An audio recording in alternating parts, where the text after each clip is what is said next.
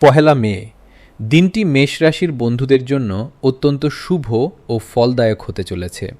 আজ মে দিবস হলেও কর্মক্ষেত্রে আপনার কাজের গতি দেখে বস ও সহকর্মীরা মুগ্ধ হবেন। যারা নতুন ব্যবসার কথা ভাবছেন তাদের জন্য আজ লগ্নির দারুণ সুযোগ আসতে পারে, তবে আজ জেদের বশে কোনো ভুল সিদ্ধান্ত নেবেন না। আর্থিক দিক দিয়ে দিনটি লাভজনক, পুরনো কোনো ঋণ আজ মিটে যেতে পারে।